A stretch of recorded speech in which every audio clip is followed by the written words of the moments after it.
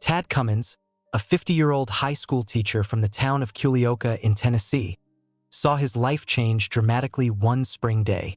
A beloved husband and father of 2 children, he could never have imagined the future that awaited him. This extraordinary case sparked massive searches across the United States, and Tad Cummins became one of the 10 most wanted people in the state. The population of the small town of Culioca is just over 6,000 people. A quiet, peaceful place where many locals know each other well. The town has a single high school, attended by about 1,000 young people. In July 2011, a vacancy opened at the school for a teacher of health sciences, and soon the position was filled by 44-year-old Tad Cummins. In his job application, the man stated that teaching was what he had always wanted to do, even as a young guy.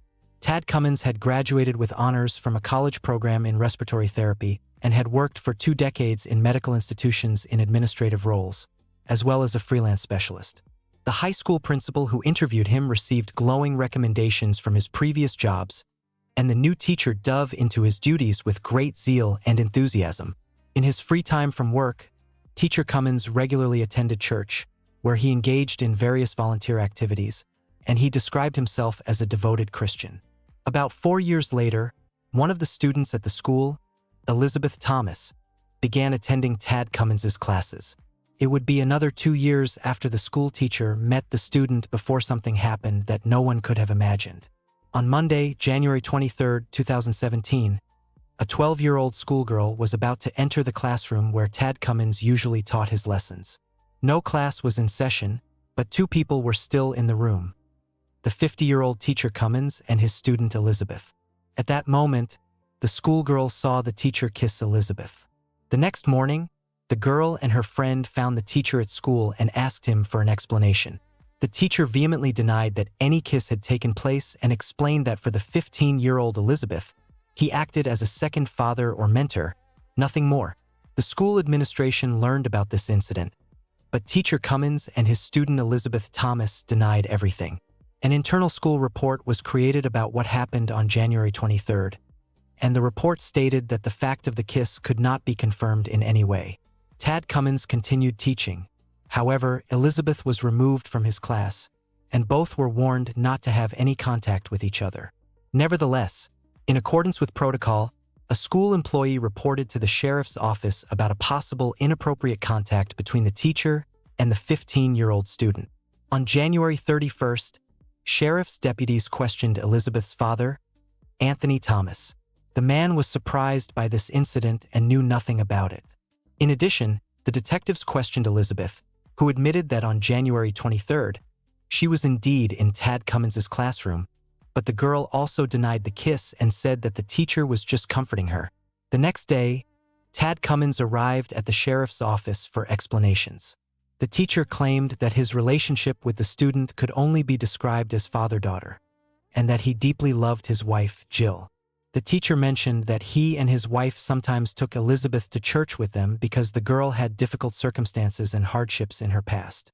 2 days after the questioning, on February 3rd, Elizabeth Thomas was again spotted in Tad Cummins's classroom, despite the school principal's order to cease any contact. On February 6th, Tad was suspended from work without pay, and his school laptop and iPad were handed over to the sheriff's office for examination as part of the ongoing investigation. About 5 weeks would pass after all these events, and that fateful day would arrive, shattering the lives of Elizabeth's loved ones and friends. Early in the morning on Monday, March 13, 2017, Elizabeth Thomas woke her 17-year-old sister Sarah and told her she was going to meet a friend at a cafe, but the girl didn't explain any details. The only thing Elizabeth asked her sister was to call the police if she didn't show up at home by 6 in the evening. But the girl never returned home. Around 10:30 p.m., Elizabeth's father reported his daughter's disappearance to the sheriff's office. The man was worried and assumed that Elizabeth was with the teacher. That same evening, the teacher's wife, Jill Cummins, found a strange note from her husband saying he had left town. "Jill, I'm so sorry. I'm heading to Virginia Beach just to think and clear my mind of all this. I'm not running away. I'll be back. Don't call the police. They'll think I ran away because I'm guilty. I'm not like that. I love you and will call you soon." Please forgive me." The next day, March 14th, Jill reported to the sheriff's office that her husband hadn't come home the previous evening. The woman said that a week earlier, he had taken out a loan for $4,500, and some toiletries, clothing, Tad's items, and firearms had disappeared from the house. Also, that morning on the day of the disappearance, the teacher borrowed his wife's crossover Nissan Rogue to go to a job interview for a new position, leaving his black Jeep in the driveway near the house. However, the investigation revealed that no such interview was scheduled. All this time, Tad Cummins continued to be listed as a school employee, but after his escape and Elizabeth's disappearance, he was officially fired. Meanwhile, detectives reviewed surveillance cameras installed on the porch of Elizabeth's family home.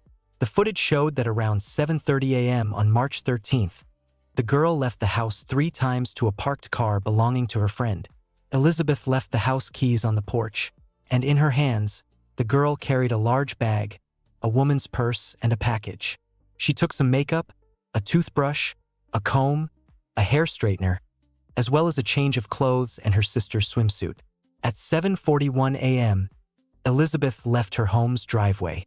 Her sister Sarah claimed that Elizabeth planned to return home and had never done anything like this before, always coming home on time. Soon it became known that the girl was heading to a Sonic restaurant located in the nearby town of Columbia. On the way, Elizabeth told her friend that she had a date with a guy at this restaurant. But when the girls arrived at the place, Elizabeth suddenly said she had changed her mind about going to the meeting and asked her friend to take her back home. However, the friend couldn't fulfill the request. She had to go to work and dropped Elizabeth off near the restaurant. Detectives couldn't obtain surveillance footage from the Sonic restaurant grounds, but they were able to get the relevant footage from a Shell gas station located literally 50 meters from the restaurant. Although the image quality was poor, they were able to identify the vehicles and drivers. At 8:38 a.m., the gas station camera captured a silver Nissan Rogue driven by none other than Tad Cummins. The man filled up the car and then, it is believed, headed to the Sonic restaurant parking lot.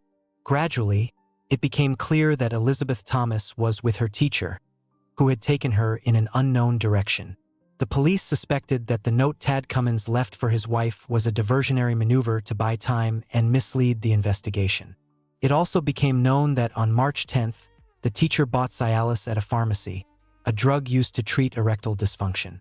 On the same day, he searched the internet for information about the Nissan Rogue, trying to determine how the police could track his wife's car. In addition, Tad was interested in the trunk dimensions to see if a mattress would fit there. From the beginning of the investigation, law enforcement wondered whether the teacher had taken his student against her will or if she had left with him voluntarily. A few days before her disappearance, Elizabeth posted several cryptic messages on social media about love. "I want to spend my whole life with you," one of the posts. "Every beauty needs her beast to protect her from everything except him." And Elizabeth captioned one post with "Good morning."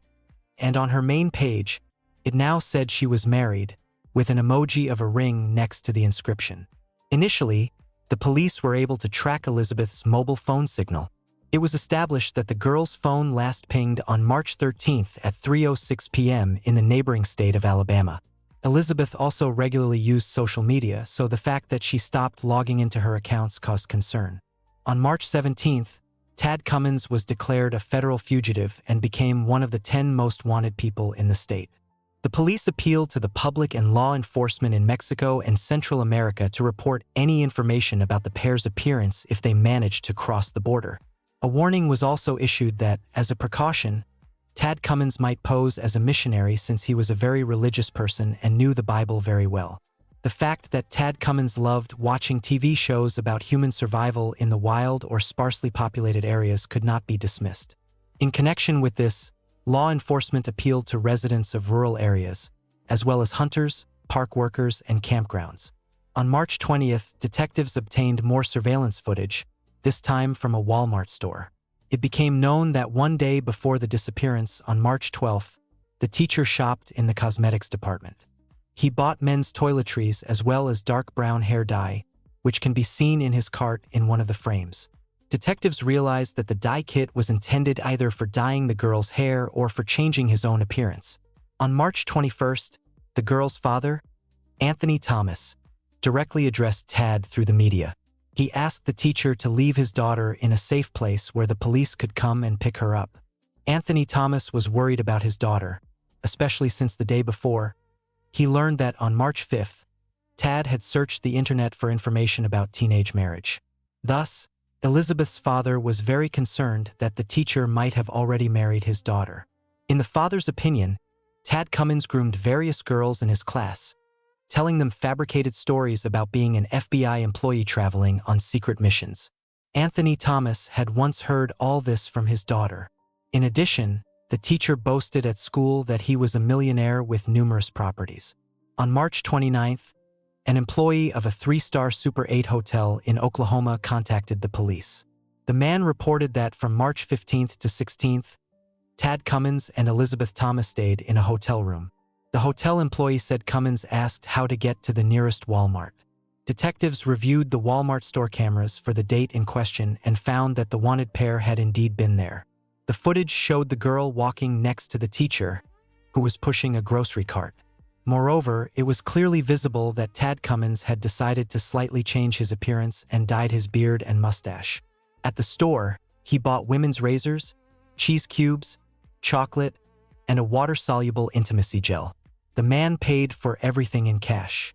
On March 31st, his wife Jill filed for divorce after a 30-year marriage. On April 1st, another new piece of information emerged. This time, an employee of a 2-star Wingate hotel in the city of Edmond, Oklahoma, reported to the police that one of the guests had booked a room under Tad Cummins' name with one bed for the night of March 16th to 17th. A little later, it became known that the pair had stopped twice in Oklahoma, where the former teacher booked hotel rooms with only one large bed. When checking into the hotels, Tad Cummins used his real name and actual phone number. To avoid detection, the teacher removed the batteries from the mobile phones and threw the devices away. Almost a week later, the police department received a phone call from a resident of a small community located in Northern California.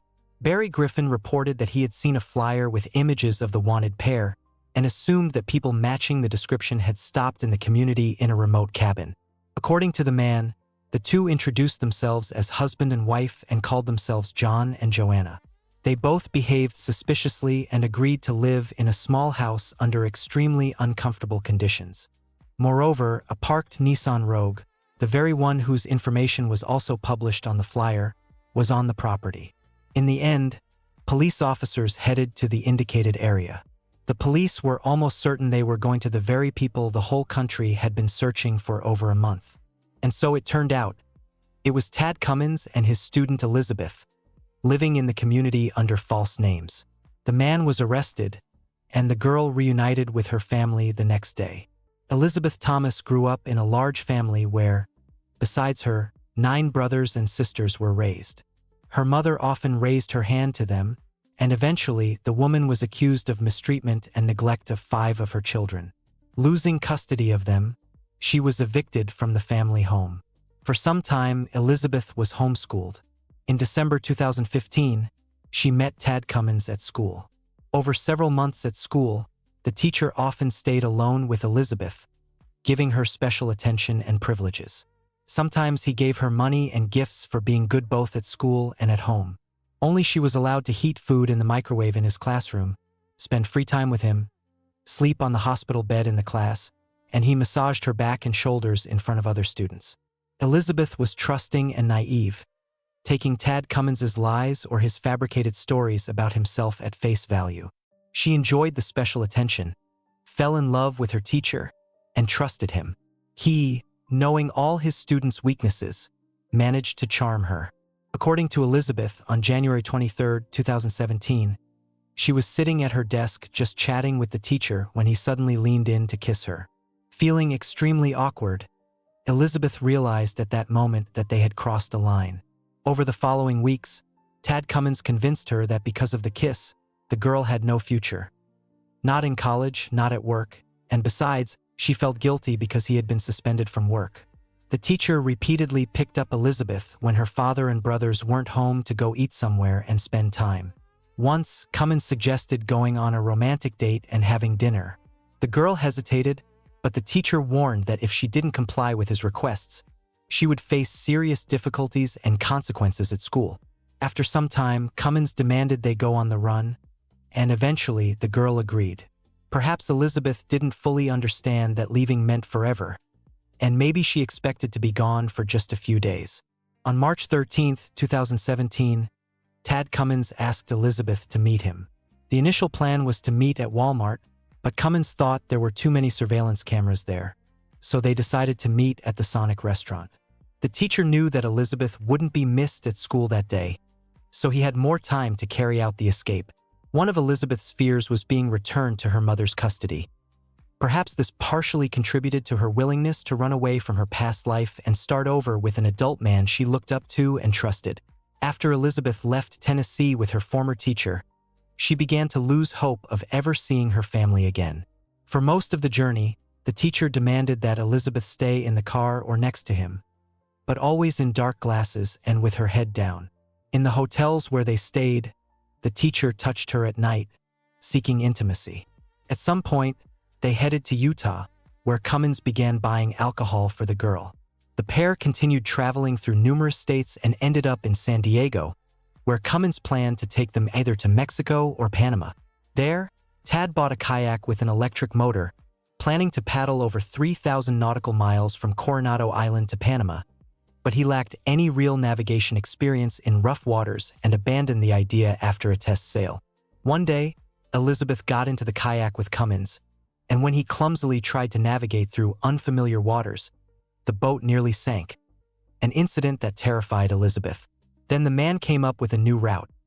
Suddenly, he announced that their path now led to a California commune where Cummins hoped no one would ever recognize them. Black Bear Ranch, where the pair ended up, is deeply hidden in the forests of Northern California. There are no TVs, computers, or mobile phones here. In the commune, Tad presented them as husband John and wife Joanna. However, after a couple of weeks, Tad Cummins lost self-control. One day, he yelled at one of the commune residents, pulling out a cold weapon and throwing it on the ground. After this incident, the locals asked the pair to leave the commune. Then Tad Cummins took Elizabeth to a neighboring community where the caretaker, Barry Griffin, allowed them to live in a small cabin in exchange for work. And here, Cummins presented himself and Elizabeth as husband and wife. He made up a legend that they had lived in Colorado, but their family home accidentally caught fire, and they were forced to leave and start life from scratch. The cabin where the pair lived was next to a river and was an empty one-room space with windows. At night, they had to sleep on cots without the ability to warm up, as the cabin had no electricity. After his arrest, Tad Cummins confessed that he regularly engaged in intimacy with Elizabeth on most nights. Before sentencing, the prosecutor read Elizabeth's statement describing the emotional state she experienced daily. Throughout the court hearing, Tad Cummins looked quite agitated. He apologized to the girl and her family, pleaded guilty to all charges. Considering all the circumstances of what happened, as well as the man's admission of guilt, the former teacher was sentenced to a 20-year term. A little later, one of Tad Cummins' former students said that several years ago, when she was his 16-year-old student, he wrote her a love song. For a long time, the teacher courted the girl until he shifted his attention to another student. Please write your opinion in the comments. What do you think about this story? Why did Tad Cummins take such a desperate step and commit the escape? Thanks everyone for watching. See you soon.